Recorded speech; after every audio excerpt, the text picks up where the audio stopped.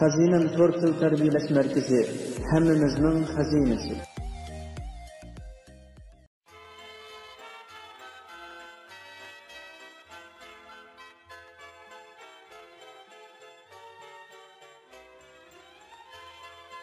Nandiki ni. Bu harfning talaffuz qilinishi mundaq. Ne.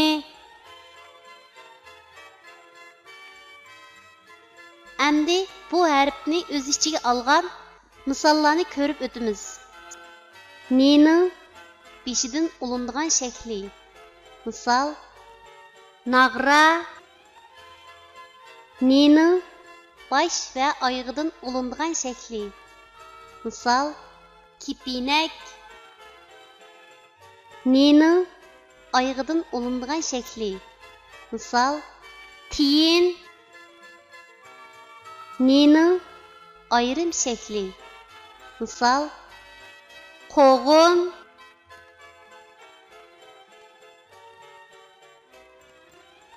Tuanda biz rasmga birlashtirib, yuqorida o'rganib o'tgan harfning to'g'ri yozilish tartibini mashq qilib o'tamiz. Nag'ra ni harfining beshidan ulinib keladigan shaklning yozilish tartibi.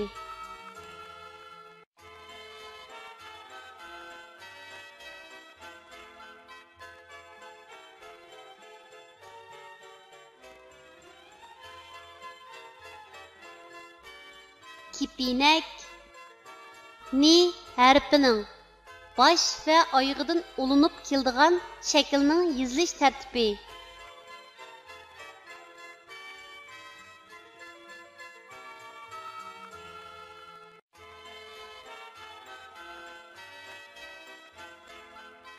Tiyin ni harfining oyog'idan ulinib keladigan shaklning yozilish tartibi.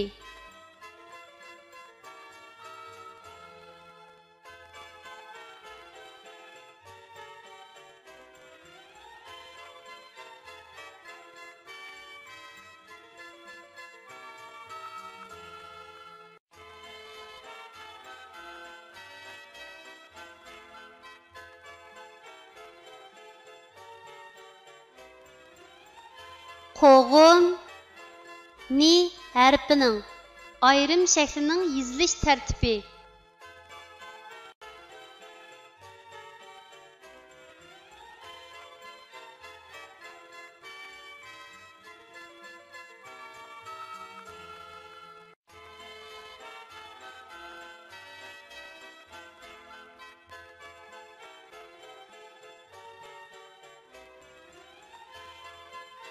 Kichik do'stlar, tuandagi so'zlarni menga aytib o'qinglar. Ni, a, na, nan, a, na, ana.